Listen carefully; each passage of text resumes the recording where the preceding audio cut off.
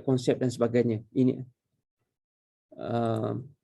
so ini antara yang penting lah bila kita lihat dalam konteks of research dan kajian-kajian yang ada sebelum ini. Okey, satu lagi yang saya rasa antara point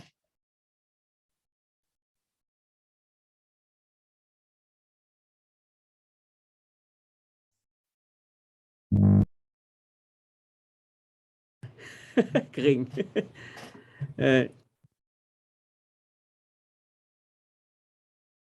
Lihat balik adalah berkenaan dengan ini jugalah.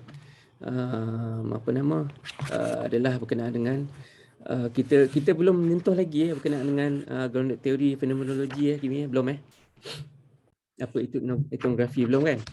Belum. Belum. So apa yang penting dalam ni juga dalam kita melihat as such of berkenaan dengan kajian-kajian yang ada adalah melingkupi persoalan kajian. Kalau kita lihat dalam konteks of kajian, kadang-kadang kita kebiasaan kalau kita lihat di sekolah dan sebagainya, kita jarang melihat kepada persoalan kajian ni. Okay, kat sekolah ataupun ini of a thing yang kita lihat. Basically background pendidikan kita kebanyakan memang beraliran sains lah, sains dan sebagainya. Sains ni dia melihat bentuk pembuktian yang secara specifically terhadap subjek tersebut lah. Kalau kita lihat dalam kajian yang bersifat kualitatif, saya banyak cerita pasal kualitatif sebab saya buat kualitatif. Okay. Ini boleh dikaitkan dengan persoalan yang berkenaan dengan penerokaan ataupun deskriptif punya bentuk kajian. Kalau lihat balik dalam any of this kajian, Dr. Shaini, contoh lagi satu lagi gini, Dr. ni Pak Arif, Dr.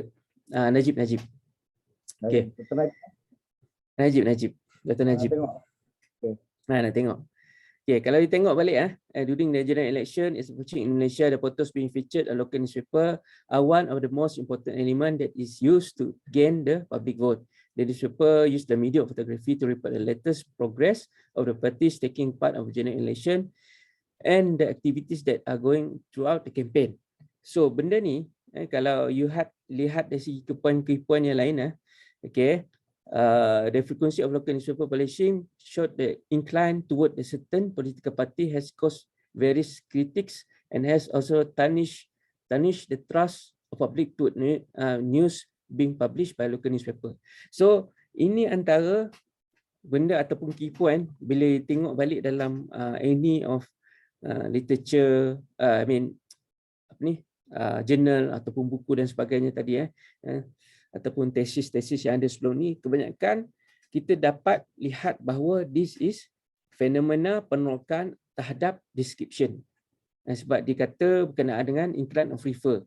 Sebab benda ni, ayat ni kita dapat kena pasti bahawa this is the key point bahawa dia nak tahu berkenaan dengan incline. Kenapa incline benda tu?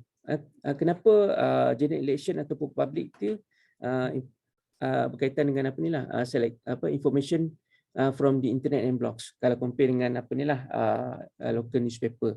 So benda ni adalah lebih kepada sifat deskriptif.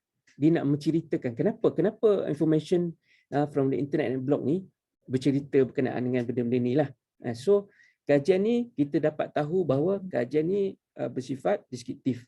So dalam itu pula kenapa saya kaitkan dengan bentuk ni, disebabkan oleh persoalan kajian yang you perlu fokus later on. Sebab persoalan kajian ni penting bila mana you hendak mendalami sesuatu isu tersebut. So dia ada dua lah kalau konteks kebiasaan dalam konteks kualitatif ni, pendidikan kualitatif ni, pada kebanyakan kajian-kajian yang ada dia bersifat fleksibel, begitu fleksibel terhadap subjek ataupun bentuk untuk kajian ni lah. Kalau nanti kita akan tengok bagaimana kajian-kajian yang ada sebelum ni terutama melibatkan persoalan-persoalan kajian yang secara spesifiknya menyumbang kepada deskriptif punya kajian. So benda ni sebenarnya yang penting. That's why kalau you tengok beza antara kuantitatif dan kualitatif punya pendidikan, kualitatif ni dia tebal kan, sebab dia bersifat deskriptif, penerangan terhadap isu-isu ataupun key point-komponen yang ada. Dalam ni pula persoalan-persoalan berkenaan dengan, kalau biasa tengok berkenaan dengan hipotesis, kebanyakan hipotesis, kajian-kajian bersifat yang mempunyai hipotesis, kebanyakan yang melibatkan kajian kuantitatif ni, kebanyakan soalan-soalannya disoal berdasarkan secara umum lah. Itu antara perbezaan. Tapi saya rasa I think kita fokus on kualitatif is much better lah, sebab saya tak berani nak sentuh sangat pasal kuantitatif ni sebab saya tak buat pun. Okay. Lately saya buat kebanyakan mostly berkaitan dengan kuali lah. So persoalan-persoalan ni, format persoalan ni pun sebenarnya banyak isu-isu yang terkait. Kalau lihat dalam persoalan atau persoalan-persoalan kajian ni, kebanyakan kita akan bertanyakan dengan deskriptif kan. Tetapi antara key point yang perlu diingat juga adalah berkenaan dengan sub-soalan yang mempunyai berkaitan dengan persoalan-persoalan utama ni tadi. So benda ni adalah antara pecahan sub-soalan isu yang pada saya yang memberi pandangan ataupun bagaimana kualitatif ni dapat dibentangkanlah ataupun dicerita secara lebih menarik ataupun lebih bersifat fenomena dan deskriptif tadi. Okey. Okey, Kimi lah. Ya. Alright, Kimi ada tambahan? So, tambahannya. Saya pun letih kat ni. Apa dahaga dah. Kering kan? Okay. Kita rehat dulu. Sebagai aktiviti. Okay. Macam saya problem apa kita carilah isu apa namanya fluid apa nama Art Forum 1967 silap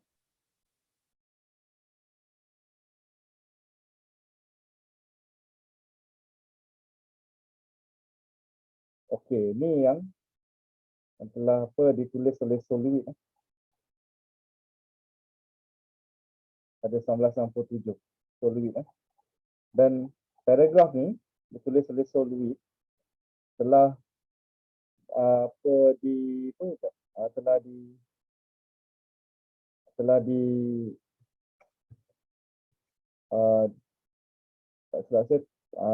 banyak orang telah quote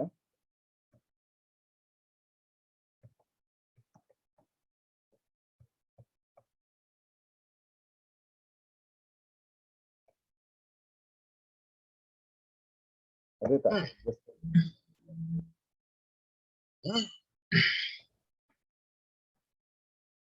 Okey, you boleh dapatkan ni. Okey.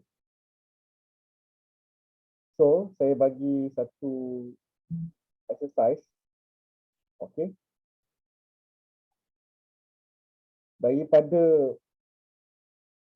Ni masalah ada budak yang boleh English, tak boleh English. Ni saya bagi ni lah, saya bagi contoh lah kan. Apa namanya contoh penulisan artis terkenal lah. Tulis oleh Solowit pada 1967. Di situ pasal apa tu paragraph of conceptual art. Apa tu conceptual art So conceptual art is not necessarily logical. The logic of a piece of series of pieces is a device that in use at times only to be ruined. So ini perkataan yang bahasa yang tinggi lah tapi banyak di quote oleh ni lah, tak rasa ribuan yang saya cek dulu oleh banyak kajian-kajian di quote ni sebagai masalah kajian dia. So saya bagi awak semua setengah jam untuk cari satu satu quotation ataupun satu reference yang boleh dijadikan masalah kajian. Okey, contohnya dapatkan satu quotation pada siapa-siapa lah. Bahasa Melayu ke bahasa Inggeris tak apa. Daripada apa yang dikatakan tu apa awak nak aji. Contohnya daripada perkataan Suluit ni didapati bahawa karya seni konseptual mestilah melibatkan bla bla bla bla bla bla bla. Oleh kerana itu daripada itu saya pengkaji ingin menghasilkan sebuah karya conceptual painting ke conceptual installation ke yang mempunyai elemen-elemen yang disebutkan oleh Soluit. Itu salah satu contoh masalah kajian dalam seni halus lah. So, you boleh cari masalah kajian lain. Okey. Ya.